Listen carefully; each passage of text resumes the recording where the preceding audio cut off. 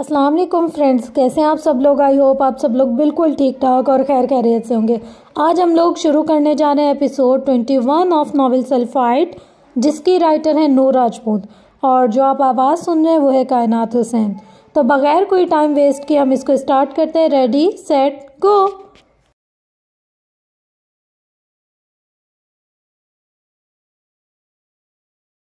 Villa में एकदम ही बहुत रौनक हो गई थी। वो लोग रात को पहुंचे थे। आसिया बेगम माही और हानम को देखकर बहुत खुश हुई थी। वो दोनों सालों बाद वापस आई थी। माहम बहुत खूबसूरत और खुश नज़र आ रही थी। रात का खाना सब ने अच्छे माहौल में खाया था। खाने के बाद हशाम और ज़िया जबील अपने घर चले गए थे जो पास ही था। अलबत्ता रोहान हमदान साहब के साथ बैठा कुछ अहम बातें कर रहा था। हमदान अंकल इससे शादी के मुतालिक बातें कर रहे थे। उन्हें लाउंज में बातों में मगन देखकर हानम किचन में आसिया बेगम के पास आ गई थी जो चाय बना रही थी, जबकि ईला और माही माहम के कमरे में इसकी शॉपिंग देख रही थी। बहुत खुशी हुई आज मुझे अपने बच्चों को घर में देखकर। आसिया बेगम वाकई खुश नज़र आ रही थी। मुझे भी, हानम मुस्कुरा दी थी। मैंने और हमदान ने फैसला किया है कि माहम के साथ ही तुम्हारी भी रुखसती कर दें, आसिया बेगम ने मसरूफ से लहजे में कहा था। स्टूल पर बैठी हानम एकदम उछली थी। क्या मतलब? वो हकलाई।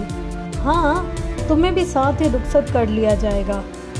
2-3 दिनों में अपनी शादी की तैयारी कर लो, आसिया बेगम बता रही थी, जबकि हानम हैरानगी से उनके होश को घूर रही थी। मेरी रुखसती? खैरियत? क्यों, तुमने रुखसत होकर अपने घर नहीं जाना? वैसे भी तुम्हारी सास कह रही थी कि उनकी सैयद हवेली वीरान पड़ी है। वो तुम्हें अब अपनी हवेली में देखना चाहती हैं। हानम को अपना दम घुटता हुआ महसूस हुआ था। ऐसे कैसे मैं रुखसत होकर चली जाऊं? आप लोगों ने ये भी नहीं देखा कि लड़का कमाता भी है या नहीं? अम्मा, आपको पता है आपका दामाद बेरोजगार फिरता है। हानम ने गोया अपने दिल की भड़ास निकाली थी। बेरोजगार? आसिया बेगम ने हैरत से इसे पलट कर देखा था। हाँ, और नहीं तो क्या काम करता है वो? हानम नाक मुँह चिढ़ाकर पूछ रही थी। पढ़ रहा है और बता रहा था कि एक बहुत बड़ी लैब में एक साइंसदान के तौर पर काम करता है। इतना कम है क्या? तुम मुस्तकबिल के एक अजीम साइंसदान की बीवी हो। हानम हैरत से मुंह खोले अपनी माँ को देख रही थी जो रोहान के मुतासरीन में शामिल थी। और तो और दीन का काम भी कर रहा है। माशाअल्लाह, इतने अच्छे बयान करता है, सुनकर खुशी हो जाती है। हानम ने अपना सर पीट लिया था। यहाँ इसकी दाल नहीं गलने वाली थी। इतना नेक शरीफ बच्चा है, इतने अदब से बात करता है। अम्मा, मैं थक गई हूँ, सोने जा रही हूँ। हानम मज़ीद इसकी तारीफ़ें नहीं सुन सकती थी। अरे चाय तो पी लो अब, वो चाय कप में डालते हुए बोली। नहीं, बस ठीक है। वो जाने के लिए पलटी थी और फिर दरवाजे में इस्ताद रोहान को देखकर गड़बड़ा गई थी, जो गहरी नज़रों से इसे ही देख रहा था। ये अपने दामाद को पिला दे चाय। वो रोहान को घूरती इसकी जानिब बढ़ी थी, जो अब दिलचस्पी से इसे देख रहा था। रास्ता दें, हानम ने इसके सामने खड़े होकर कहा था, अलबत्ता नज़रें झुकी हुई थी। मेरी बुराइयां की जा रही थी? वो शरारती लहजे में पूछ रहा था। मुझे कोई ज़रूरत नहीं, हानम ने मुंह फुलाकर जवाब दिया था। अरे बेटा, तुम यहाँ? मैं बस आ रही थी चाय लेकर। आसिया बेगम इसे किचन के दरवाजे में देखकर बौखला गई थी। रोहान ने सीधे होते हुए हानम को रास्ता दिया था, जो बिना कुछ कहे सुने वहाँ से रफू चक्कर हो गई थी। क्या बातें हो रही थी? वो अब खुशदिली से पूछ रहा था। कुछ भी नहीं, रुखसती की बात कर रही थी हानम से। फिर क्या कहा इसने? वो बेचैन हुआ। मुझे समझ नहीं आ रही वो क्या चाहती है। आसिया बेगम ने साफ साफ बात की।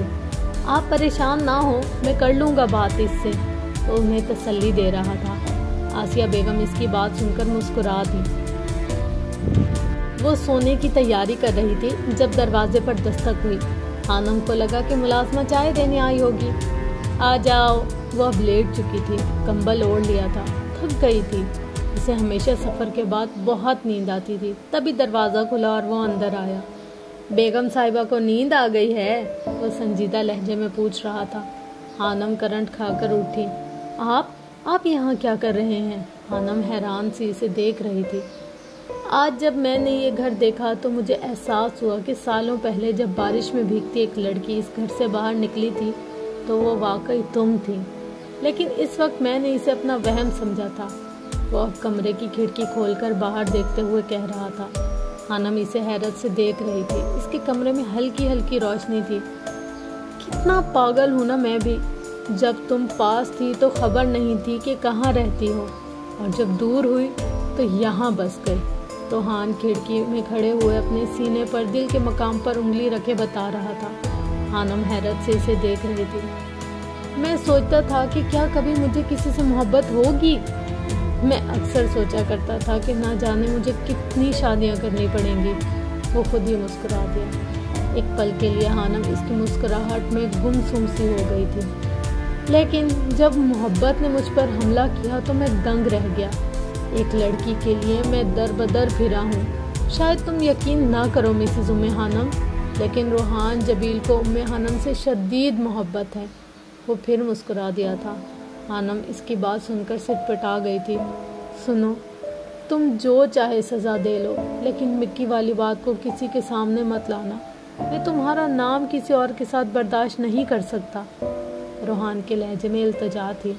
हानम के दिल की धड़कन तेज हुई थी। इसकी पलकें झुक गई थी। वो जानती थी वो इस शख्स से बदतमीजी नहीं कर सकती थी। वो चाहती थी कि वो उस पर चीखे चिल्लाए, इसे बुरा भला कहे, लेकिन जब वो सामने आता था हानम की जुबान से कोई गलत लफ्ज़ अदा ही नहीं होता था। वो आबाजे नहीं था जिससे वो आग लगाने वाले जमले सुनाती थी। वो रोहान था, सैयद रोहान बिन हैदर जबील। कुछ लोगों की शख्सियत ऐसी होती है कि अल्लाह लोगों के दिलों में उनका रौब और इज्जत डाल देता है, और शायद रोहान जबील इन खुश नसीब लोगों में से एक था जिसे अल्लाह ने हमेशा बहुत इज्जत से नवाजा था। झूठ बोल रहे हैं आप कोई मोहब्बत नहीं करते, ना मुझे यकीन है। हानम ने हिम्मत करके कह ही दिया था। कैसे यकीन करोगी, वो पूछ रहा था। इसकी बात सुनकर हानम सोच में पड़ गई थी। वो जानती थी कि रोहान जबील के लिए कुछ भी मुश्किल नहीं था। वो इससे शदीद नफरत करना चाहती थी, लेकिन नहीं कर पा रही थी। वो इस शख्स के सामने बेबस हो गई थी। वो काफ़ी देर सोचती रही। मुझे सैयद हवेली चाहिए, हानम ने सोचने समझने के बाद डिमांड की थी। वो जानबूझकर ऐसा बोल रही थी। वो बस रोहान का रद्द अमल देखना चाहती थी। इसकी बात सुनकर हैरत ज़दा रह गया था। वो बिना कुछ कहे दरवाज़ा खोलकर बाहर निकल गया था। हानम का रुका हुआ सांस बहाल हुआ था। शुक्र है जान छूटी, या अल्लाह कहाँ फंसा दिया मुझे। वो फिर से सोने के लिए लेटी। आंखें नींद से बोझल हो रही थी। अभी 5 मिनट ही गुजरे थे। हानम नींद व नोदगी की हालत में थी जब कमरे का दरवाज़ा झटके से खुला। हानम हड़बड़ाकर उठ बैठी। अब क्या है, वो सुर्ख आंखें लिए पूछ रही थी। ये लो, रोहान ने एक फाइल हानम के सामने बेड पर रखी। ये क्या है, वो नीम गनोदगी की हालत में पूछ रही थी। रोहान को वो नींद से बोझल आंखें लिए बहुत दिलचस्प लग रही थी। खोल कर देख लो, रोहान के कहने पर हानम ने फाइल को खोलकर देखा था और फिर इसकी नींद उड़न छू हुई। वो सैयद हवेली के कागजात थे। हमारे ख़ानदान में रिवायत है, जो शख्स गद्दी पर बैठता है इसकी बीवी के नाम सैयद हवेली को किया जाता है। जब मेरे डैड ने गद्दी संभाली तो ये हवेली मेरी मॉम के नाम हो चुकी थी, जिसे मैंने दोस्तों से शर्त लगाकर धोखे से मॉम के साइन करवाकर अपने नाम करवा लिया था। ये मेरे नाम थी और अब तुम्हारी हुई। ये बताओ और कुछ, वो पुरसुकून से अंदाज में बताता हानम को वर्ताए हैरत में डाल गया था। वो मुंह खोले हैरत से इसे देख रही थी। अल्लाह जाने वो शख्स क्या चीज़ था। क्या आपने सिर्फ जिंदगी में धोखा ही देना सीखा है? हानम ने नींद से बोझल आंखें लिए पूछा था। रोहान का चेहरा इसकी बात सुनकर फक हुआ था। क्या मतलब? वो अब तीखे चतून लिए पूछ रहा था। मुझे नहीं लगता एक सल्फाइड को मतलब समझाने की ज़रूरत है, वो सख्त से लहजे में कह रही थी। कागजात वाली फाइल उठाकर बेड के साथ मेज़ पर रखी। ये हवेली अभी आपके नाम है, जब मेरे नाम होगी तब बात कीजिएगा। आप चाहें तो ये फाइल ले जा सकते हैं। वो बेड पर लेटकर कंबल सर तक तान चुकी थी। रोहान बस इसे देखकर रह गया था। इसने आगे बढ़कर वो फाइल उठाई थी जिसे वो कुछ देर पहले अपने करीबी घर से लाया था। फाइल उठाने के बाद इसने एक नज़र हानम पर डाली थी जो इसी पोजीशन में लेटी थी। वो फाइल उठाने के बाद लैंप बंद करता इसके कमरे से बाहर निकल आया था। इसने हरगिज़ नहीं सोचा था कि हानम इसकी बात से गलत मतलब निकालेगी। वो थके थके कदमों से सीढ़ियाँ उतर रहा था। सभी लोग शायद अपने अपने कमरे में सोने जा चुके थे।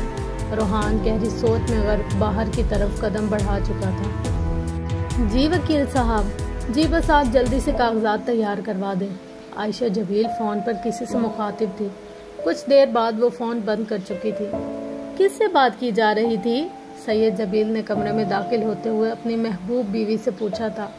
وکیل صاحب سے، سیدہ عائشہ جبیل نے سچ بولا تھا۔ خیریت؟ سید جبیل چونکے۔ حویلی کے کاغذات بنوا رہی تھی، عائشہ جبیل نے جواب دیا تھا۔ حویلی کے کاغذات؟ لیکن کس لیے؟ اب کی بار سید جبیل صحیح معنوں میں ٹھٹکے تھے۔ روحان 10 سال کا ہونے والا ہے اور میرے بیٹے نے مجھ سے فرمائش کی ہے کہ اس سالگرہ پر میں اسے وہ تحفہ دوں جو آج تک اس خاندان میں کسی ماں نے اپنے بیٹے کو نہیں دیا، وہ پرسکون سے کہہ رہی تھی۔ عائشہ، تم پاگل ہو گئی ہو؟ سید جبیل نے تیکھے چتونوں سے پوچھا تھا۔ میں یہ حویلی روحان کے نام کر رہی ہوں جبیل، میں اپنے بیٹے کو خوش دیکھنا چاہتی ہوں۔ عائشہ تم اپنے بیٹے کی محبت میں پاگل ہو گئی ہو۔ اس حویلی پر روحان کا حق نہیں ہے، بلکہ اس لڑکی کا حق ہوگا جو کل یہاں دلہن بن کر آئے گی، وہ جو اس گدی کو سنبھالے گا۔ سید جبیل نے ان کے پاس بیٹھتے ہوئے سمجھایا تھا۔ ہاں تو ٹھیک ہے نا، کل جب روحان کی دلہن آئے گی وہ اسے یہ حویلی تحفے میں دے دے گا۔ تمہیں یقین ہے کہ روحان اس خاندان کی گدی کو سنبھالے گا؟ نہیں، ہرگز نہیں۔ روحان ایک پاگل بچہ ہے، ضدی اور ہٹ دھرم۔ آج تم حویلی اس کے نام کرو گی، کل نہ جانے وہ حویلی کسی کو داؤ پر لگا کر ہار جائے، پھر؟ سید جبیل نے مستقبل کا اندیشہ بیان کیا تھا۔ عائشہ جبیل سوچ میں پڑ گئی تھی۔ کہہ تو آپ ٹھیک رہے ہیں، لیکن کچھ نہیں، تم یہ حویلی روحان کے نام نہیں کرو گی، یہ کسی اور کی امانت ہے، یہ سمجھ گئی نا؟ وہ اب پیار سے اسے سمجھا رہے تھے۔ جی، وہ اس بات میں سر ہلا چکی تھی۔ اچھا، تو ڈیڈ میرے راستے میں رکاوٹ بن رہے ہیں؟ میں ایسا نہیں ہونے دوں گا، یہ میرا گھر ہے اور میرا رہے گا۔ باہر دروازے پر کھڑے روحان نے کسی شاطر عورت کی طرح سوچا تھا۔ وہ کچھ دیر پہلے اپنی ماں سے بات کرنے آیا تھا اور پھر اندر سے آتی آوازوں پر باہر ہی رک کر ساری بات سننے لگ گیا تھا۔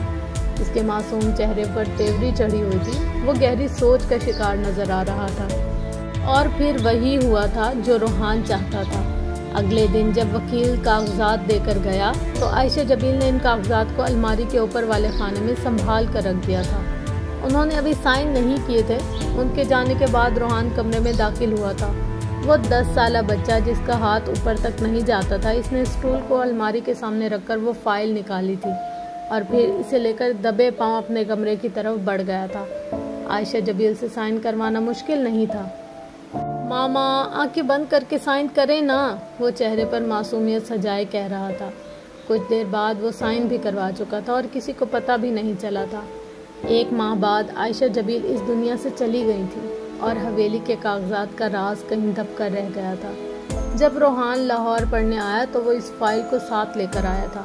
وہ اس کے بحریہ والے گھر میں ہی پڑی تھی، جسے اب وہ حانم کے کہنے پر لے کر آیا تھا۔ وہ حانم کو بتا چکا تھا کہ اس نے وہ سائن دھوکے سے کروائے تھے، لیکن جب حانم نے اسے دھوکے باز کہا تو اسے اچھا نہیں لگا، بلکہ دکھ ہوا تھا۔ سچ بات ہے کہ انسان اپنے حال میں چاہے مومن ہی کیوں نہ ہو، اگر اس کا ماضی داغدار ہے تو اسے اس کے حال میں کبھی ہنسی خوشی جینے نہیں دے سکتا۔ آس پاس موجود عام اور سطحی لوگ موقع ملتے ہی انسان کا ماضی اٹھا کر اس کے منہ پر مار دیتے ہیں۔ بد کردار ہو تم حانم، بد کردار۔ آوازوں کا شور اس کی سماعت سے ٹکرا رہا تھا۔ رات کا نہ جانے کون سا پہر تھا جب حانم گھڑ بڑھا کر اٹھ بیٹھی تھی۔ اس نے خواب میں آرجے کو دیکھا تھا جو اس پر ہنس رہا تھا۔ ماضی کی پوری فلم حانم کی آنکھوں کے سامنے چلنے لگی تھی۔ جو ذہن سے اتر چکا تھا وہ سب یاد آ گیا تھا۔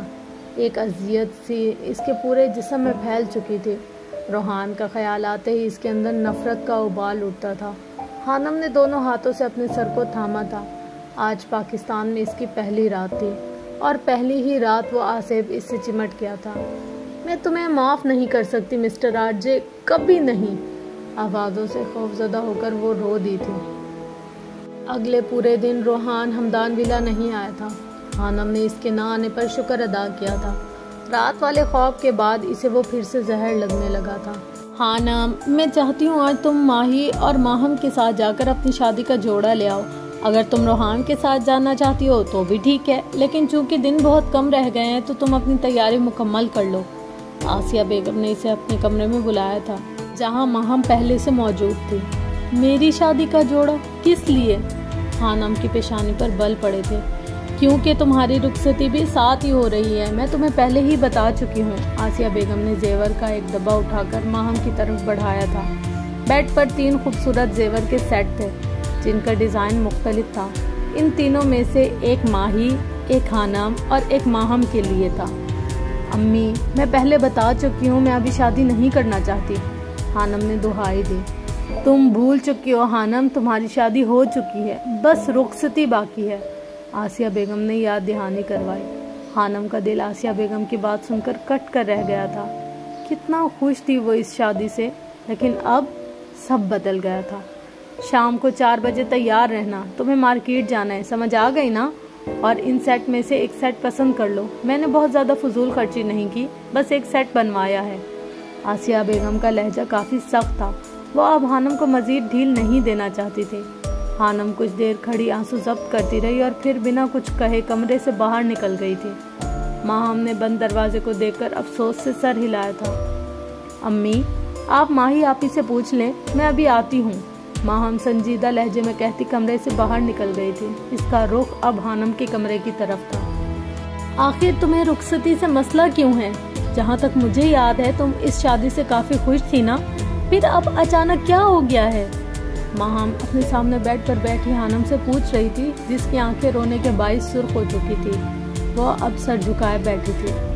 پہلے کی بات اور تھی، لیکن اب میں اس شخص کے ساتھ نہیں رہنا چاہتی۔ لیکن کیوں؟ کیونکہ اس نے دھوکے سے نکاح کیا ہے مجھ سے، خانم دبی دبی آواز میں چلائی تھی۔ جی نہیں، کوئی دھوکہ نہیں دیا تمہیں روحان بھائی نے۔ تم نے شادی سے پہلے خود تصویر دیکھنے سے انکار کیا تھا اور نکاح کے بعد ملنے سے بھی، ماہم نے اسے یاد دلایا۔ لیکن تم اور ماہی، تم دونوں جانتی تھی نا کہ وہ آرجے ہے، تم نے مجھے نہیں بتایا، کسی نے بھی نہیں بتایا، سب نے مل کر مجھے دھوکہ دیا۔ خانم کی آواز بھر آ گئی تھی۔ ہانی، تم غلط سوچ رہی ہو، تمہیں کسی نے دھوکہ نہیں دیا، وہ حالات ہی ایسے تھے۔ اور روحان بھائی، وہ تم سے بہت محبت کرتے ہیں، اور جہاں تک مجھے یاد ہے پچھلے دنوں تم بھی انہیں چاہتی تھی نا۔ وہ میرا پاگل پن تھا، تب میں نہیں جانتی تھی کہ وہ آرجے ہیں، ورنہ میں کبھی ایسی غلطی نہیں کرتی۔ آخر انہوں نے تمہارے ساتھ کیا برا کیا ہے ہانی؟ کیوں نفرت کرتی ہو ان سے؟ کیونکہ کردار پر انگلی اٹھانے والے شخص سے محبت نہیں، نفرت کی جاتی ہے۔ خانم کے لہجے سے نفرت جھلک رہی تھی۔ کردار پر انگلی؟ شاید تم بھول گئی مس خانم کہ تمہارے کردار پر بات تو زبیدہ آپا نے بھی کی تھی۔ شاید تم بھول گئی ہو کہ تمہیں بد کردار تو طارق نے بھی کہا تھا۔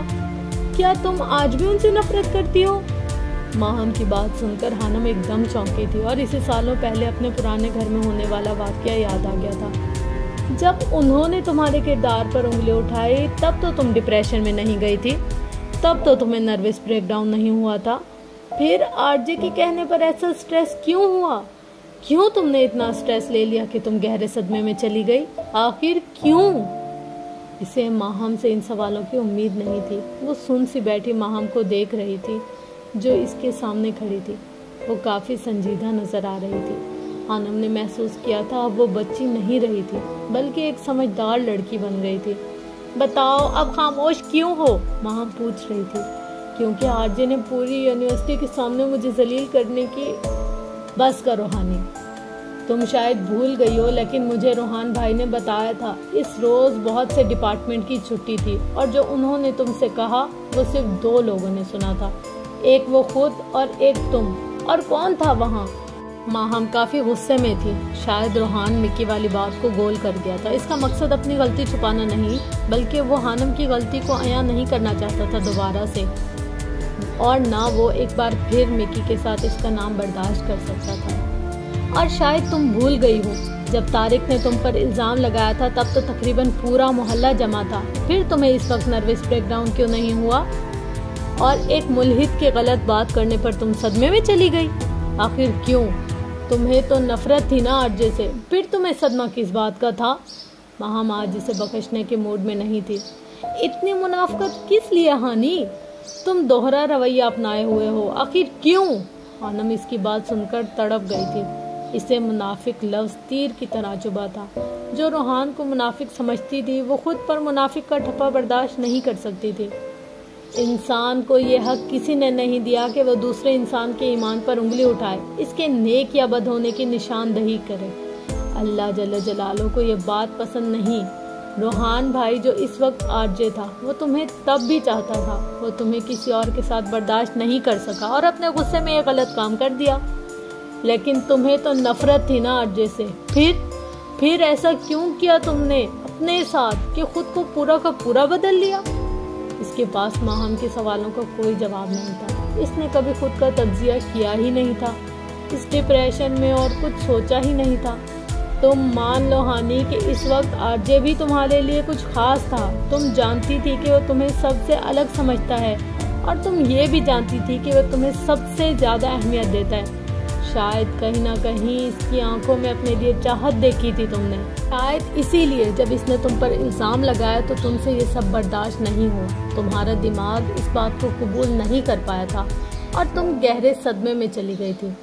हानि, हमें दुख इस बात पर नहीं होता कि जब कोई हमारे किरदार पर उंगली उठाता है, बल्कि तब होता है जब कोई अपना हम पर इल्ज़ाम लगाता है। तुम इतने साल पेरिस में रही हो, अगर तुम सड़क पर किसी लड़के के साथ खड़ी हो और तुम्हें कोई दूसरा लड़का आकर कहे कि ये तुम्हारा बॉयफ्रेंड है या कुछ और, तो तुम क्या करोगी? क्या तुम सदमे में चली जाओगी? नहीं ना, बल्कि तुम इसे नजरअंदाज करोगी। तो तुम आरजे को नजरअंदाज क्यों नहीं कर पाई?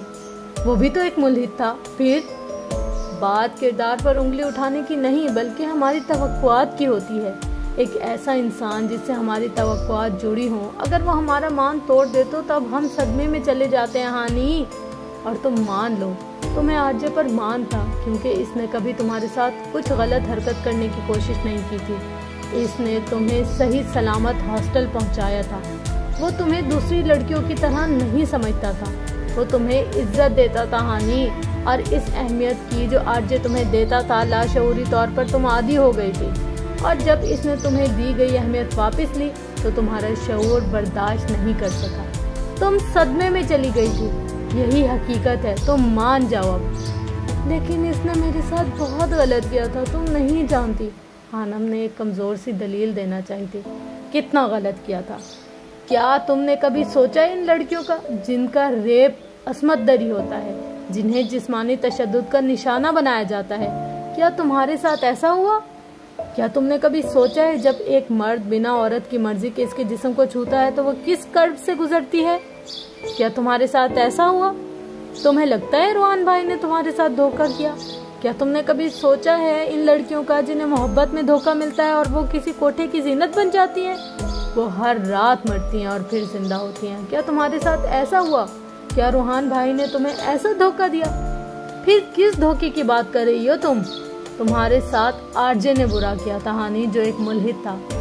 आरजे मर चुका है और जब इंसान दायरा इस्लाम में दाखिल होता है तो इसके पिछले तमाम गुनाह मिटा दिए जाते हैं। आरजे ने जो अपनी नादानी, अपने गुस्से या पागलपन में गुनाह किया था वो कब का मिट चुका है, बल्कि इसके तमाम गुनाह नेकियों में बदल गए हैं। फिर तुम इसे किस गुनाह की सजा दे रही हो? तुम्हारे साथ तो रूहान भाई ने निकाह किया है, तुम्हें अपनी इज्जत बनाया है और तुम माजी को लेकर बैठी हो। क्यों? हानम को अपने सर में दर्द की शदीद टीस उठती हुई महसूस हुई थी। तुम्हें पता है हानम, तुम पिछले 6 सालों से या शायद इससे भी पहले से तुम आरजे से नफरत करती आ रही हो। और नफरत इंसान के अमाल को इस तरह खाती है जैसे दीमक लकड़ी को खाता है। तुम सोचो, तुम्हें इस नफरत ने क्या दिया? तुम्हें पता है 6 साल पहले जब तुम्हें नर्वस ब्रेकडाउन हुआ था तो तब तुम गहरे सदमे में चली गई थी। तुम अब नॉर्मल नजर आती हो, ऐसा सबको लगता है कि तुम नॉर्मल हो चुकी हो, लेकिन मैं जानती हूँ हानि, तुम आज भी इसी सदमे के ज़ेरे असर हो। इस बात का सबूत ये है कि तुम सोच समझ नहीं पाती। तुम एक रोबोट की जिंदगी जी रही हो जिसके पास सोचने समझने की सलाहियत नहीं होती। वक्त गुजर गया है लेकिन तुम आज भी वहीं खड़ी हो। इस सदमे से बाहर निकल आओ हानि, बाहर निकल आओ इस सदमे से। अपने दिमाग पर जोर डालो, हालात और वाक़यात को समझने की कोशिश करो। अल्लाह ने तुम्हें अकल दी है, इसे इस्तेमाल करो। تم وہ ہانی نہیں ہو جو اپنی سوچ کی وجہ سے مشہور تھی۔ پتہ ہے روحان بھائی کہتے ہیں دنیا میں 3 طرح کے سلفائڈ پائے جاتے ہیں۔ نمبر 1 وہ جو اپنی سوچ اور اپنے عمل دونوں میں خاص ہوتے ہیں، جو اپنی سوچ اور اعمال دونوں سے لوگوں کو چونکا دیتے ہیں، اور اس کی مثال روحان بھائی خود ہیں۔ نمبر 3 ایسے لوگ جو اپنی سوچ میں سلفائڈ نہیں ہوتے لیکن اپنی عملی زندگی میں بہت خاص ہوتے ہیں۔ وہ بنا سوچے سمجھے بھی انوکھے کام کر جاتے ہیں، جو ایک خوشگوار اور خاص زندگی گزارتے ہیں۔ جبکہ نمبر 2 پر وہ انسان آتے ہیں جو اپنی سوچ میں خاص ہوتے ہیں، جو انوکھا سوچتے ہیں، جیسے کہ تم حانم، تم نے سب کو حیران کر دیا تھا۔ تمہاری سوچ، تمہاری لاجکس، شاید تم بھول گئی ہو، تم اپنے عمل میں نہیں لیکن اپنی سوچ میں سلفائڈ تھی۔ اس حادثے نے تم سے تمہارا سلفائڈ ہونا چھین لیا تھا، حالانکہ ایسا نہیں ہونا چاہیے تھا۔ تم سلفائڈ تھی، تمہیں مضبوط رہنا چاہیے تھا، لیکن ایسا نہیں ہوا چونکہ تم ایک لڑکی تھی جو کہ کمزور ہوتی ہے۔ شاید اسی لیے اپنا خاص پن واپس لے کر آؤ ہانی، تم ایک سلفائڈ کی بیوی ہو جو دنیا کا سامنا کرنے کے لیے ہر وقت تیار رہتا ہے۔ اگر تم ایک عام لڑکی بن کر نفرت کے جال میں اور ماضی کے کردار میں پھنسی رہو گی تو تم ہمیشہ کے لیے اپنا سلفائڈ ہونا یعنی خاص پن کھو دو گی، تم ان کا ساتھ نہیں نبھا پاؤ گی۔ واپس آ جاؤ ہانی، لوٹ آؤ، نکل آؤ، تم کبھی ان کے ساتھ قدم ملا کر نہیں چل پاؤ گی۔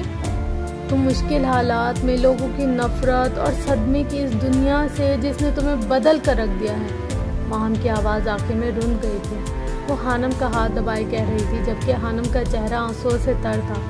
واقعی وہ اندھیروں کی زندگی جی رہی تھی۔ آج اسے احساس ہوا تھا کہ اس نے اپنی زندگی کے کتنے قیمتی سال برباد کیے تھے۔ وہ چاہتی تو کچھ کر کے دکھا سکتی تھی، وہ چاہتی تو آرجے کو جواب دے سکتی تھی، لیکن وہ بزدلوں کی طرح دماغی توازن کھو بیٹھی تھی اور آج تک ذہنی بیماری کا شکار تھی۔ ایک لڑکی کو اتنا کمزور نہیں ہونا چاہیے کہ وہ اپنوں یا غیروں کی باتیں سن کر صدمے میں چلی جائے، جینا چھوڑ دے، روبوٹ بن جائے، بلکہ اسے حالات کا مقابلہ کرنا چاہیے، اسے ثابت کرنا چاہیے کہ وہ کمزور نہیں، وہ مضبوط ہے، وہ سلفائٹ ہے، وہ خاص ہے، اپنی سوچ اور اپنے اعمال دونوں میں خاص ہے، وہ عام نہیں ہے۔ 6 سالوں کے طویل سفر کے بعد بالآخر حانم آج یہ سمجھ گئی تھی، اور کبھی کبھی کچھ برے حادثے ہمیں ایک بہت بڑا سبق دے کر جاتے ہیں۔ وہ سپہر 3:30 بجے کمرے سے باہر نکلی تھی، آنکھوں کے پپوٹے رونے کے باعث سوجے ہوئے تھے۔ کیا ہوا ہانی، تمہاری طبیعت ٹھیک ہے؟ آسیہ بیگم نے پوچھا تھا۔ جی ٹھیک ہے، زیادہ سو لی ہوں، شاید اس لیے آپ کو ایسا محسوس ہو رہا ہے۔ وہ زبردستی مسکرائی تھی۔ آج وہ اپنا محاسبہ کر کے آئی تھی۔ وہ جان گئی تھی روحان جبیل سے اس کی شادی خدا کا فیصلہ تھا۔ وہ ایک انسان کے لیے اپنی چاہت چھوڑ کر اللہ کی چاہت اپنانا بہت مشکل ہوتا ہے۔ وہ جان گئی تھی اسے ایک لمبی جنگ لڑنی تھی، اپنے نفس کے خلاف، شیطان کے خلاف، جو اسے ماضی کی جھلکیاں دکھا کر اسے روحان سے، جو اس کا شوہر تھا، بدزن کرنا چاہتا تھا۔ اس نے آج سے سوچنا شروع کیا تھا اور وہ رات والے خواب کا مطلب سمجھ گئی تھی۔ شیطان کا کام وسوسے ڈالنا ہوتا ہے اور یہ کام جاری رہتا ہے، شاید تب تک جب تک وہ روحان جبیل سے الگ نہیں ہو جاتی۔ آج اس کا سلفائٹ والا ذہن واپس آیا تھا۔ جب واپس آیا تھا تو اسے ہر چیز صاف نظر آنے لگی تھی، بلکہ وہ سب کچھ بھی نظر آنے لگا تھا جو کبھی پہلے نظر نہیں آتا تھا، جسے وہ دوسرا جہان قرار دیتی تھی، جسے وہ کہتی تھی کہ دیکھنے کے لیے بصیرت کی ضرورت پڑتی ہے، جو عام آنکھ سے نظر نہیں آتا۔ اسے لانچ میں صوفے پر جواد کے ساتھ بیٹھے روحان کے بائیں طرف ایک بھیانک شکل والی مخلوق نظر آئی تھی، جو یقیناً شیطان تھا، جو ایک نیک انسان کا پیچھا نہیں چھوڑتا، وہ جسے حانم کو دانت چڑھا رہا تھا اور اسے خواب میں بھی بھٹکانے کے بعد بہت خوش نظر آ رہا تھا۔ حانم غور سے روحان کو دیکھ رہی تھی۔ حانم پر نظر پڑنے پر وہ چونکا تھا اور پھر سے جواد کے ساتھ باتوں میں مصروف ہو گیا تھا، اور پھر حانم کو روحان کی دائیں طرف ایک سفید لباس میں ملبوس بزرگ نظر آیا تھا، جس کے چہرے پر شفیق مسکراہٹ تھی، جو یقیناً بزرگی کی علامت تھی۔ جواد کا دھیان گفتگو سے بھٹکا تھا۔ اسے ماہی نے پکارا تھا، تبھی روحان نے آنکھیں بند کی تھی، اس کے لب ہل رہے تھے۔ حانم نہیں جانتی تھی کہ وہ کیا پڑھ رہا تھا۔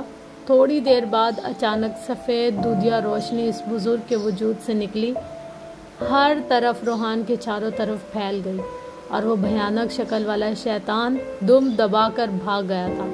وہاں موجود کوئی شخص یہ منظر نہیں دیکھ پایا تھا، صرف اور صرف ام حانم دیکھ پائی تھی۔ حانم نے ایک لمبا گہرا سانس اندر کو کھینچا تھا اور پھر اپنے تنے ہوئے اعصاب کو ڈھیلا چھوڑا تھا۔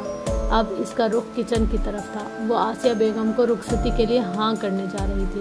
وہ جان گئی تھی اسے ایک بڑی جنگ لڑنی ہے، اور یہ جنگ اس کے اور روحان جبیل کے درمیان نہیں بلکہ اس کے اور شیطان کے درمیان تھی، جو اس مقدس رشتے کو توڑ کر اپنی منمانی کرنے پر اکساتا تھا۔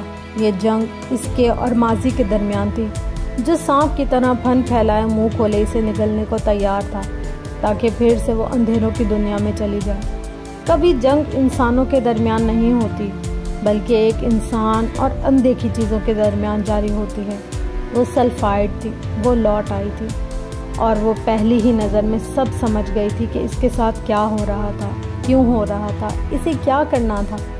روحان جبیل ایک نیک انسان تھا، وہ یہ اچھے سے جانتی تھی۔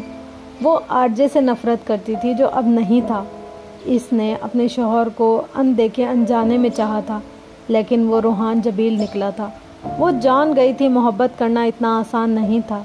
وہ جسے محبت سمجھ رہی تھی وہ محبت نہیں تھی، وہ بس چاہت تھی، اور وہ حیران تھی روحان جبیل نے محبت کیسے کر لی تھی۔ اور اسے ایک اور جنگ لڑنی تھی، محبت اور نفرت کے بیچ کی جنگ۔ اور نفرت تو عام لوگوں کا کام ہے، خاص لوگ تو محبت کی داستانیں رقم کرتے ہیں، اور داستان اتنی جلدی نہیں رقم ہوتی۔ ایک لمبا سفر طے کرنا پڑتا ہے، تب جا کر محبت محبت کہلاتی ہے۔ اور حانم نے ساری جنگیں لڑنے کا فیصلہ کیا تھا، اس طویل خاردار سفر پر نکلنے کا فیصلہ کیا تھا۔ یقیناً مشکل سفر کی منزلیں حسین ہوتی ہیں۔ بعد ان چاروں کو لے کر مارکیٹ آیا تھا۔ حانم اور ماہم دونوں نے شادی کا جوڑا خریدنا تھا اور باقی ساری شاپنگ بھی کرنی تھی۔ حانم پرسکون تھی، وہ ماہی، ماہم اور ایلا کے ساتھ مل کر دل سے چیزیں خرید رہی تھی۔ وہ چاروں پرجوش تھی، البتہ جواد تھک چکا تھا۔ وہ ان کے ساتھ آ کر پچھتا رہا تھا۔ اور کتنی دیر لگے گی میری بہنوں؟ وہ رونی صورت لیے پوچھ رہا تھا۔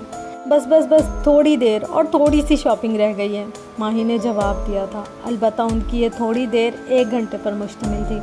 ان کی شاپنگ ختم ہونے پر جواد نے شکر ادا کیا تھا اور توبہ کر لی تھی کہ آئندہ ان کے ساتھ نہیں آنا۔ رات 8 بجے وہ سب واپس آئے تھے۔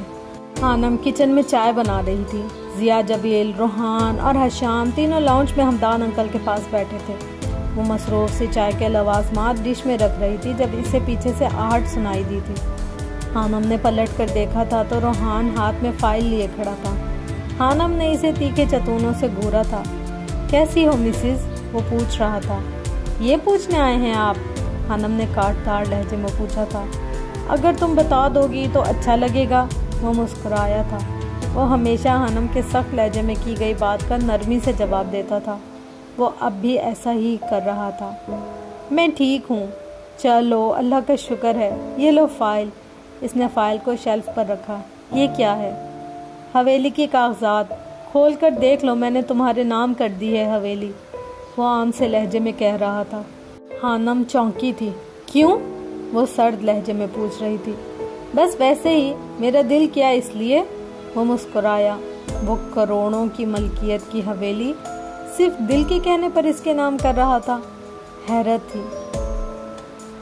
جی نہیں، جھوٹ بول رہے ہیں آپ، میں نے ثبوت مانگا تھا آپ سے، شاید اس لیے۔ حانم اب اسے چڑھا رہی تھی۔ تم روحان جبیل کو نہیں جانتی، روحان جبیل کسی کے کہنے پر کچھ نہیں کرتا۔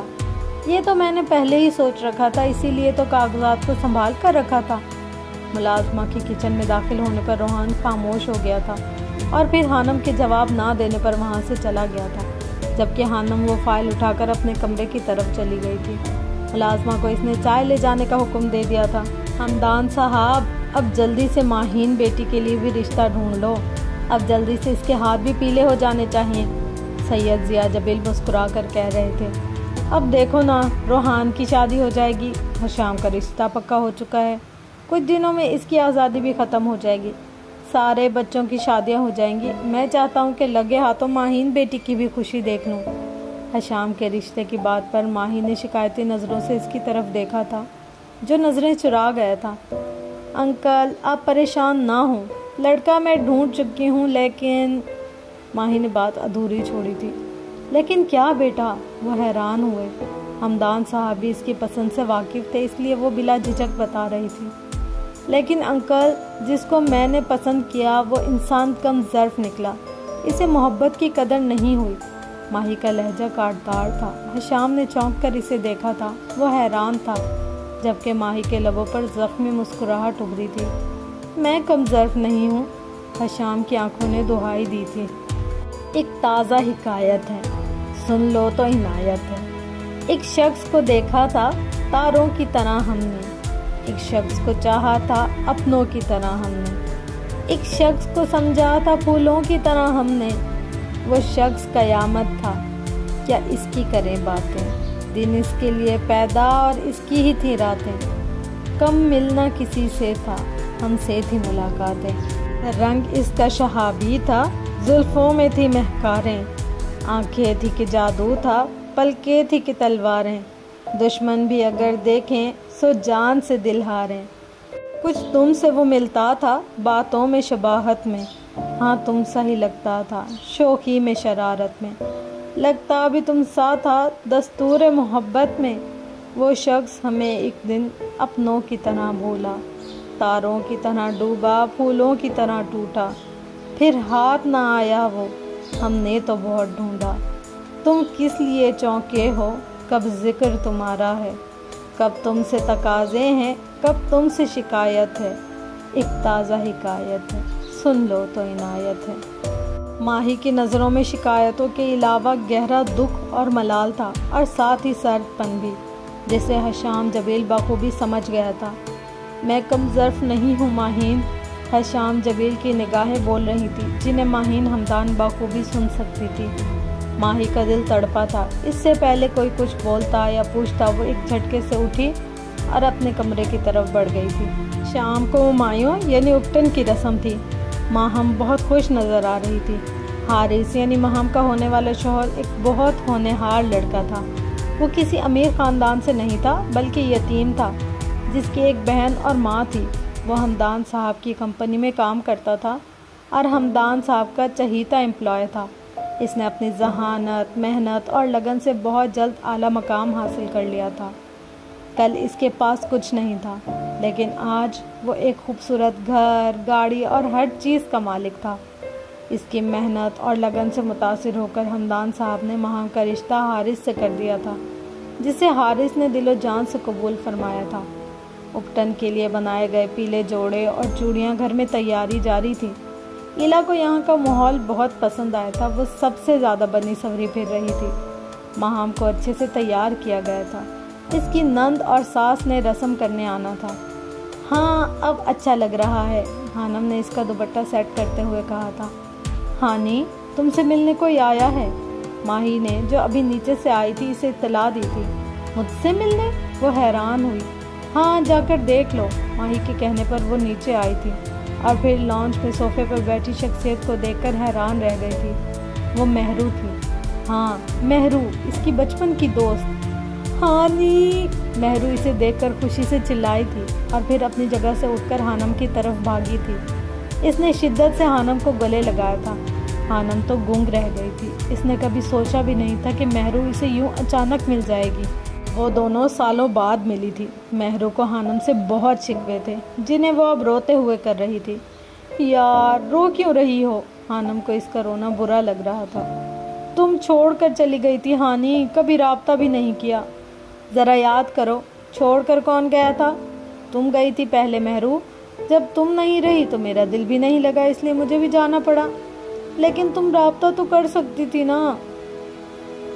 ہاں اس کے لیے معذرت کرتی ہوں، اب رونا بند کرو۔ ہانم مسکرائی تھی۔ ماشاء اللہ تمہارا بیٹا بہت پیارا ہے۔ ہانم نے مہرو کے 3 سالہ بیٹے کو گود میں اٹھایا تھا، جس پر مہرو مسکرا دی تھی۔ سید جبیل، بی جان، مدیحہ اور اس کا شوہر ارہم سب لاہور آ چکے تھے۔ اب سب نے شادی تک یہیں رہنا تھا۔ روحان اور حشام ایک ہی کمرے میں تھے۔ حشام تیار ہو رہا تھا۔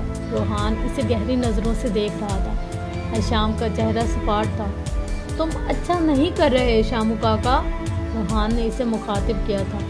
کف کے بٹن بند کرتے ہشام کا ہاتھ رکا تھا۔ کیا مطلب؟ وہ چونکا۔ مطلب صاف ہے شامو کاکا، تم اچھا نہیں کر رہے ہو۔ ہشام ملامت بھری نظروں سے اسے دیکھ رہا تھا۔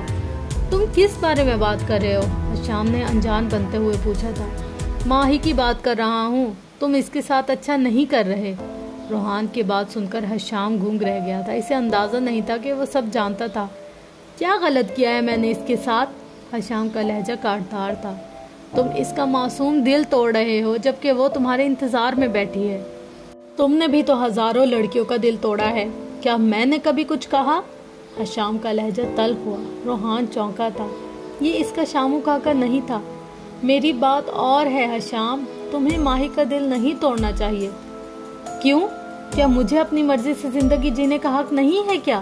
وہ دبی دبی آواز میں چلایا تھا۔ روحان کو حیرت ہو رہی تھی، وہ آج بدلا بدلا سا لگ رہا تھا۔ ایسی بات نہیں ہے، لیکن سارت سے شادی کرنا یہ بھی تو تمہاری مرضی نہیں ہے، روحان نے نرم لہجے میں کہا تھا۔ وہ بی جان کی پسند ہے، مجھ میں اتنی ہمت نہیں ہے روحان کہ میں تمہاری طرح اپنی محبت کے لیے بی جان کے سامنے کھڑا ہو سکوں۔ نہیں ہے مجھ میں ہمت، وہ تلخ لہجے میں کہتا کمرے سے باہر نکل گیا تھا، جبکہ پیچھے روحان کے چہرے پر پریشانی کی لکیر ابھری تھی۔ بحریہ ٹاؤن میں پاس پاس موجود دونوں گھروں کو دلہن کی طرح سجایا گیا تھا۔ دونوں گھروں میں خوشیوں کے شادیانے بج رہے تھے۔ بی جان اور مدیحہ اس وقت ہمدان ولا میں موجود تھیں۔ بی جان اور مدیحہ دونوں کو ہانم بہت پسند آئی تھی۔ ہانم نے بھی دونوں سے پیار سے بات کی تھی۔ مدیحہ کی 1 سالہ بیٹی جس میں روحان کی جان بستی تھی ہانم کو بہت پسند آئی تھی۔ مجھے اندازہ تھا کہ روحان بھائی کی پسند عام نہیں ہو سکتی، اور آج آپ کو دیکھ کر یہ یقین بھی ہو گیا ہے، مدیحہ ہانم سے کہہ رہی تھی، جبکہ ہانم اس کی بات سن کر مسکرا دی تھی۔ اس خاندان کے سبھی لوگ بہت اچھے تھے، خاص طور پر بی جان جو بہت شفیق خاتون تھی۔ جب تک روحان بیٹا ارجے تھا میں ہمیشہ ڈرتی رہتی تھی، لیکن جب سے وہ شاہ بنا تو میرا ڈر ختم ہو گیا تھا۔ تب میں پرسکون ہو گئی تھی کہ اب جب بھی وہ شادی کرے گا حویلی کے مقام کی بہو لائے گا۔ ہانم کو بی جان کی بات تھوڑی عجیب لگی تھی، لیکن وہ پھر مسکرا دی تھی۔ پیلے سادہ سے جوڑے میں ملبوس دونوں بہنوں کو اپٹن لگایا گیا تھا۔ ہانم نے شکر ادا کیا تھا روحان ایک بار بھی نہیں آیا تھا۔ رسم کے بعد بی جان، مدیحہ اور مہرو تینوں سید ہاؤس جا چکی تھی، اور ان کے جانے کے تھوڑی دیر بعد ماہام، ماہی، ایلا اور آسیہ بیگم بھی۔ صرف ہانم نہیں گئی تھی۔ اس نے سکون کا سانس لیا تھا۔ چونکہ فروری کا مہینہ تھا، سردی کی شدت میں ابھی تک کمی نہیں ہوئی تھی۔ باہر موسم ابر آلود ہوا تھا۔ ہانم کو سونے کا موقع ملا اور وہ کمبل اوڑھ کر سو گئی تھی۔ لاؤنج میں موجود سبھی لوگ روحان کو گھیرے بیٹھے تھے، جسے شدید کوفت ہو رہی تھی۔ وہ اپٹن نہیں لگوانا چاہتا تھا، لیکن کوئی بھی اسے بخشنے کے موڈ میں نہیں تھا۔ بی جان، کیا یہ ضروری ہے؟ وہ رونی صورت لیے پوچھ رہا تھا۔ ہاں شاہ بیٹا، سکون سے بیٹھ جاؤ، اب یہ ہم سب کی خوشی ہے، بی جان نے اسے سمجھایا۔ بی جان، مجھے کوفت ہو رہی ہے، میرے کپڑے خراب کر دیے مدیحہ نے۔ روحان نے اپنے سفید کلف لگے کپڑوں کی طرف اشارہ کیا جس پر اپٹن لگ چکا تھا۔ ارے بھائی، آپ پریشان نہ ہوں، جتنا آپ اپٹن لگوائیں گے اتنا ہی ہانم بھابھی کو آپ سے پیار ہوگا، مدیحہ نے شرارتی لہجے میں کہا تھا۔ کیا واقعی؟ روحان کا منہ حیرت سے کھلا تھا۔ ہاں نا، سچ کہہ رہی ہوں میں، آپ چاہیں تو یہاں موجود ساری لڑکیوں سے پوچھ سکتے ہیں۔ نہیں، مجھے یقین ہے، اب جتنا چاہے لگا دو، میں تیار ہوں، روحان کی بات سے کھلی تھی۔ اس کی بات سن کر سب نے کہکا لگایا تھا۔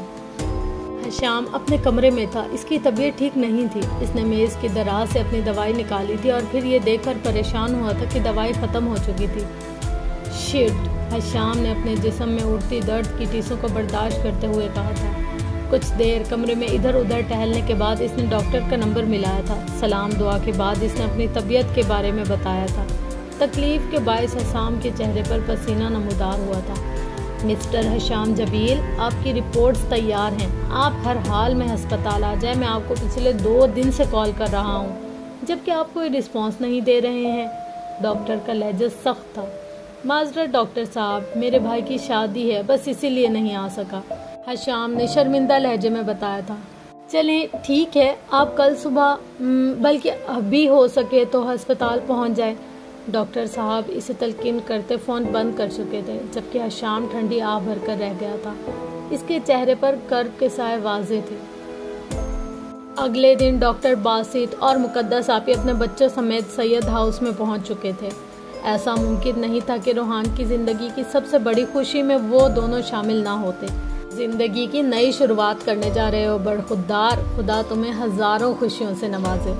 डॉक्टर बासित ने इसे दिल से दुआ दी थी। रोहान की खुशी का कोई ठिकाना नहीं था। इसे तो इस बात पर यकीन करना मुश्किल हो रहा था कि हानम रुखसती के लिए मान गई थी, लेकिन पिछले 2 दिनों से इसका हानम से सामना नहीं हुआ था। वो इससे मिलकर पूछना चाहता था कि वो खुश थी या नहीं, लेकिन मौका नहीं मिल पा रहा था। वो हानम से मिलने की तरकीब सोच रहा था जब सैयद जबील इसके कमरे में दाखिल हुए। डैड आप? वो हैरान हुआ था। मुझे बुला लिया होता, मैं आ जाता। सफ़ेद कलफ लगे सूट पहने, कंधों पर चादर फैलाए सैयद जबील की शख्सियत और रोब अलग ही होता था।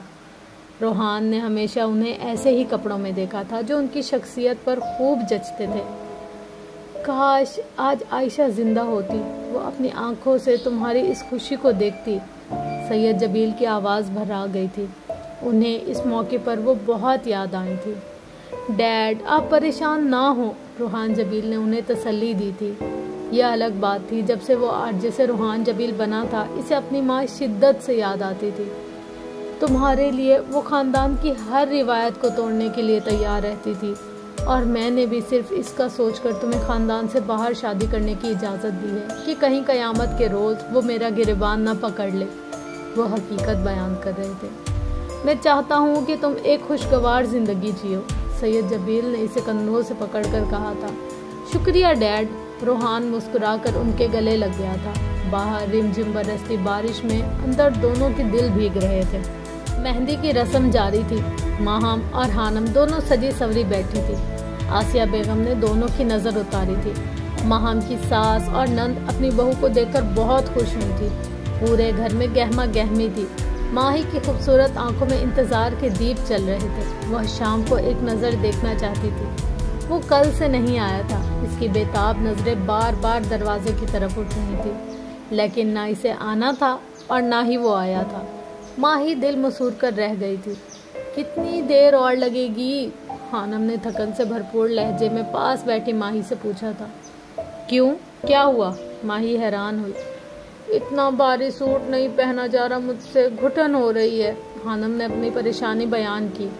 मुंह बंद करके बैठ जाओ, ऐसा मौका बार बार नहीं आता। माम को देखो कितने मजे से बैठी और कितनी खुश नजर आ रही है, जबकि तुम सारा दिन सोती हो फिर भी थकन। माही ने इसे घूरते हुए कहा था, जिस पर हानम खामोश होकर बैठ गई थी। रात के 1 बजे का वक्त था। हानम सिंगार में इसके सामने बैठी अपना जेवर उतार रही थी। कमरे में मध्यम रोशनी थी। इसका भारी भरकम दुपट्टा बेड पर पड़ा था। वो पूरी तवज्जो से चूड़ियाँ उतार रही थी जब कमरे में किसी की मौजूदगी के एहसास से चौंकी। हानम ने गर्दन मोड़कर दरवाजे की तरफ देखा तो धक से रह गई थी। इससे कुछ फासले पर सीने पर बाजू बांधे दीवार से टेक लगाए रोहान खड़ा था, जो फुर्सत से इसे ही देख रहा था। आप यहाँ? वो एक झटके से खड़ी हुई। गोद में रखी चूड़ियाँ नीचे गिर चुकी थी। कैसी हो मिसेज? वो चमकती आंखों से पूछ रहा था। वो सादा से कपड़ों में मलबूस था। सियाह रंग की वास्किट पहने इसकी शख्सियत निखर आई थी। आप यहाँ क्या कर रहे हैं? हानम ने अपने लहजे में गुस्सा समोते हुए पूछा था। क्यों, मैं यहाँ नहीं आ सकता? उल्टा सवाल किया गया था। वो अब आहिस्ता आहिस्ता इसकी तरफ कदम बढ़ा रहा था। नहीं, हानम ने सख्त लहजे में जवाब दिया था। क्यों, मेरे ससुर का घर है, मैं क्यों नहीं आ सकता? वो अब बेड पर पड़ा इसका भारी दुपट्टा उठाते हुए पूछ रहा था। इसका लहजा शोख था। हानम को हैरत हो रही थी। मेरा ख्याल है फिर आपको अपने ससुर से इस वक्त मुलाकात करनी चाहिए। मैं उन्हें बुला लाती हूँ।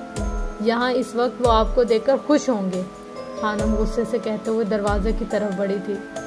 इतनी भी क्या जल्दी है मिसेज? जालिम समाज को दरमियान में मत लाओ। पहले ही भी जान ने मुझे मेहंदी की रस्म में शरीक नहीं होने दिया। वो इसके रास्ते में हायल था। इसका दुख सुनकर हानम ने बामुश्किल अपनी हंसी को जब्त किया था। तुम्हें पता है, पिछले 2-3 दिनों से मैंने तुम्हें नहीं देखा। यकीन मानो सब कुछ फीका लगने लगा था। हानम को यकीन नहीं हो रहा था कि ये वही रोहान जबील था जिसे वो पिछले 1 साल से जानती थी। ये इतना शौक कैसे हो सकता था?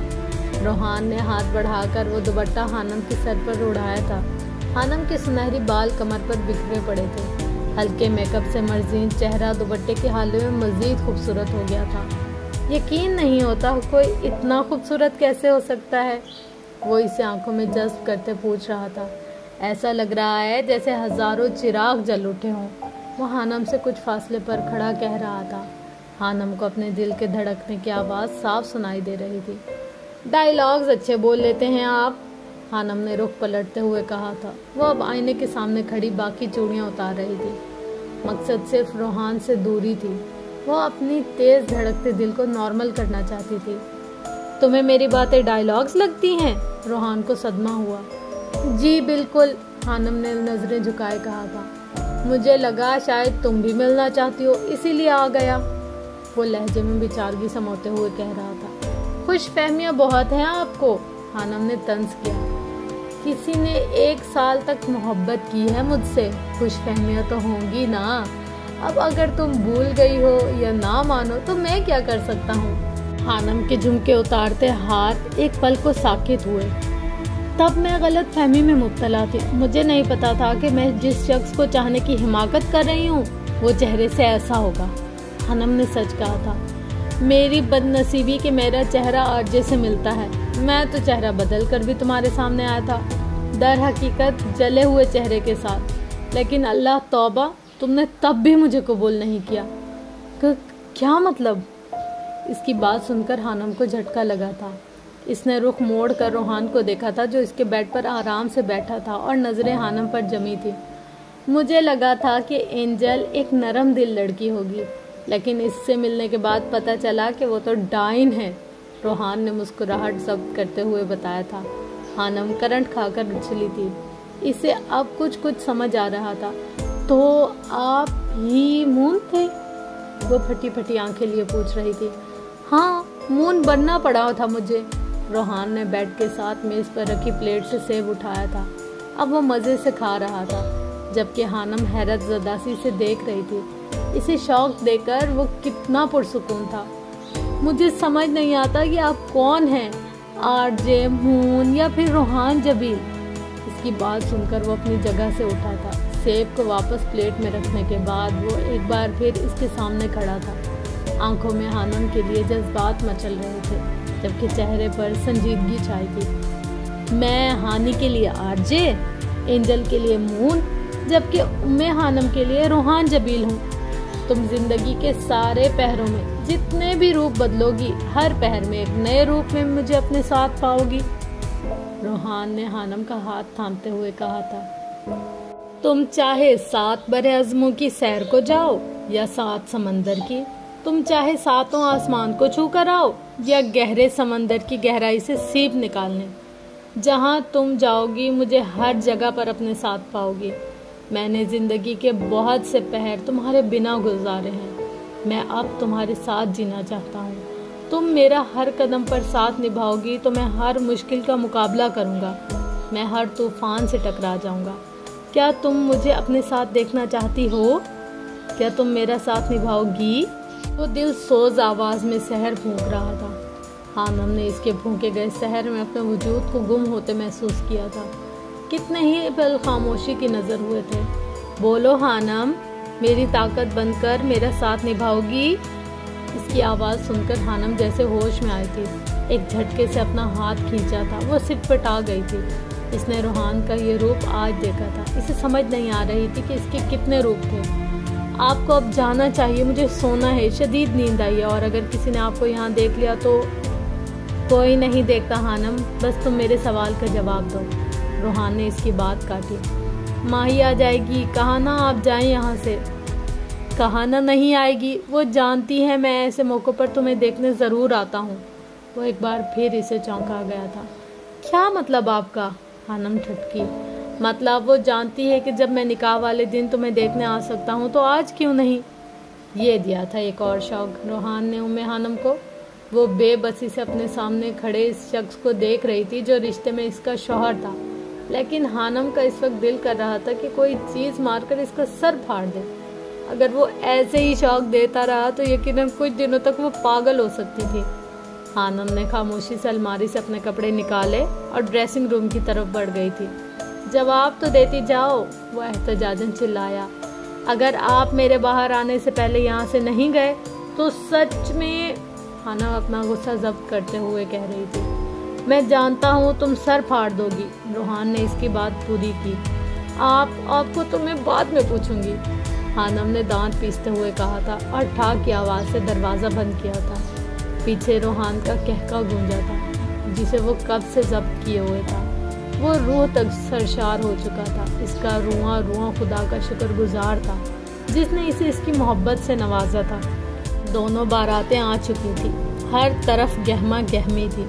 دونوں دولہے بہت وجیحہ لگ رہے تھے۔ مہرون رنگ کی شیروانی پہنے روحان بہت خوش نظر آ رہا تھا۔ حشام کی نظریں کسی کو ڈھونڈ رہی تھی۔ کچھ دیر ڈھونڈنے کے بعد اسے ماہی نظر آ گئی تھی۔ وہ ایلا کے ساتھ تھی۔ اسے ماہی سے ضروری بات کرنی تھی۔ وہ ماہی کی جانب بڑھا۔ مجھے آپ سے ضروری بات کرنی ہے، حشام نے ماہی سے کہا تو وہ حیران ہوئی۔ میں ابھی آتی ہوں، ایلا نے وہاں سے کھسکنا ضروری سمجھا۔ جی بولیں، وہ سنجیدہ لہجے میں بولی تھی۔ 2 دنوں سے وہ اس دشمن جاں کو دیکھنے کی دعائیں مانگ رہی تھی اور آج جب وہ سامنے آیا تو نظروں نے دیکھنے سے انکار کر دیا تھا۔ پلکیں جھک گئی تھیں۔ کیسی ہیں آپ؟ وہ پوچھ رہا تھا۔ ماہی نے چونک کر اسے دیکھا تھا جو دن بدن کمزور ہوتا جا رہا تھا۔ اتنے سالوں بعد آج ماہی کی طبیعت کا خیال آیا تھا۔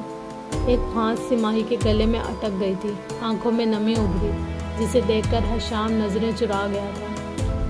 تم کو میں پاگل لگتی ہوں، جی چاہے تو پیار جتاؤ، جی چاہے تو ہاتھ چھڑا کر گم ہو جاؤ، دل چاہے تو مجھ سے میرے بارے میں پوچھو، کیسی ہو، کیسا دن گزرا، کیا کھایا، کیسا دن گزرا، اور دل چاہے تو مرتی بھی رہوں تب بھی خاموشی اوڑھے، تم میرے ہونے کو نہ ہونا کر ڈالو، تم کو میں پاگل لگتی ہوں، مجھ پر لازم ہے ہر پل میں تم کو سوچوں، جو لکھوں بس تم پہ لکھوں، جو بھی بات کروں اس میں ہو ذکر تمہارا، جو بھی خواب بنوں اس خواب کے راجا ہو تم، اور تم جب دل چاہے بیگانے ہو جاؤ، کون ہو کیا ہو اس سے انجانے ہو جاؤ، میرے سب جذبوں کو کھیل تماشا کہہ دو، جو دل میں آتا ہے مجھ کو ویسا کہہ دو، اور یہ چاہو میں پھر بھی دل کے مندر میں تمہیں سجاؤں، اپنی ہر ایک سانس تمہارے نام لگاؤں، تم کو پانے کی خواہش میں خود کو کھو دوں، جب تم بولو ہنس دو، جب تم بولو رو دوں، تم کو میں پاگل لگتی ہوں، سچ پوچھو تو جھوٹ نہیں، میں ایسی ہی ہوں، تم کو جیسی لگتی ہوں میں ویسی ہی ہوں، تم کو پاگل لگتی ہوں، تمہارے لیے پاگل ہوں، دل توڑنے کی معافی تو نہیں ہوتی، لیکن میں پھر بھی معافی مانگتا ہوں آپ سے، حشام نے اپنے اندر اٹھتے درد کو ضبط کرتے ہوئے کہا تھا، جو جسم کے ساتھ ساتھ دل میں بھی پنجے گاڑے بیٹھا تھا۔ جب آپ جانتے ہیں کہ معافی نہیں ہوتی تو مانگ کیوں رہے ہیں؟ ماہی نے نم آنکھیں لیے پوچھا تھا۔ ماہی بیٹا ادھر آؤ، اس سے پہلے حشام کچھ کہتا آسیہ بیگم نے اسے پکارا تھا اور وہ شکایتی نظروں سے حشام کو دیکھتے ان کی طرف بڑھ گئی تھی۔ حشام ایک سرد آہ بھر کر رہ گیا تھا۔ پہلے ماہم کی رخصتی ہوئی تھی۔ وہ مہرون بھاری کامدان دار لہنگے میں روایتی دلہن بنے بہت خوبصورت لگ رہی تھی۔ آسیہ بیگم نے ابھی اسے بھیگی نم آنکھوں سے رخصت کیا ہی تھا جب سید جبیل نے رخصتی کی بات کی تھی۔ وہ سب لوگ شادی ہال میں تھے اور خراب موسم کے پیش نظر جلدی نکلنا چاہتے تھے۔ آج روحان جبیل بہت خوش تھا، اتنا خوش کہ اس کی خوشی کا کوئی نعم البدل نہیں تھا۔ اس نے حنم کو ایک نظر دیکھا تھا۔ اپنے بالوں سے امتزاج یعنی گولڈن رنگ کے لہنگے میں وہ سجی سوری روحان کے دل کے سانس چھیڑ رہی تھی۔ حشام جبیل جو کافی فاصلے پر موجود تھا ان دونوں کو دیکھ رہا تھا جنہیں شاید ایک دوسرے کے لیے بنایا گیا تھا۔ روحان کے چہرے سے چھلکتی خوشی، اس کے چہرے کی مسکراہٹ نے حشام کو خوش کیا تھا۔ وہیں ام حنم پر نظر پڑتے ہی اس کے اندر ایک اذیت کی لہر اٹھی تھی۔ اپنی محبت کو چھوڑ دینا اتنا آسان نہیں ہوتا۔ اسے اب ماہی کی محبت کا احساس ہوا تھا جسے اس نے ایک بار ٹھکرایا تھا۔ وہ تو حنم کے پیچھے ایک بار گیا تھا جبکہ ماہی تو پاگل تھی اس کے لیے۔ لیکن محبت صرف پا لینے کا نام ہی تو نہیں ہے۔ کچھ لوگوں کے حصوں میں بس ہجر اور قربانی ہی آتے ہیں، اور یہ ہجر حشام کے حصے میں آیا تھا، اور کون جانتا تھا وقت کے ساتھ شاید سبھی لوگ اس ہجر کی آگ میں جلنے والے تھے۔ خانم کے لیے یہ سب بہت مشکل تھا۔ آسان نہیں تھا اس شخص سے شادی کرنا جس کے ساتھ اس کی ماضی کی ایک خوفناک یاد جڑی ہوئی تھی۔ بے شک آرجے اب روحان جبیل بن چکا تھا، لیکن انسان تو انسان ہوتے ہیں۔ وہ دوسرے انسان کے مرنے کے بعد بھی اس کی غلطیاں نہیں بھولتے۔ جو غلطی ہم انجانے میں کرتے ہیں اور جو غلطی ہمارے نزدیک غلطی نہیں ہوتی، وہ دوسروں کے نزدیک گناہ کا درجہ رکھتی ہے۔ اور اس انسان کے الجھنوں کو کون سمجھ سکتا ہے جسے نفرت بھی اور چاہت بھی ایک ہی شخص سے ہو۔ شام 7 بجے کے قریب وہ لوگ بارات واپس لے کر سید ہاؤس پہنچ چکے تھے۔ سردی اور خراب موسم کے پیش نظر مختلف رسومات سے جلد فارغ ہونے کے بعد حشام کو اس کے کمرے میں پہنچا دیا گیا تھا۔ خانم نے ایک لمبی سانس خارج کی تھی اور پھر اپنے تنے ہوئے اعصاب کو ڈھیلا چھوڑ دیا تھا۔ وہ آنکھیں بند کیے بیڈ سے پشت ٹکائے بیٹھی تھی، جبکہ اچانک امڑتی آوازوں اور شور نے اسے ہڑبڑانے پر مجبور کر دیا تھا۔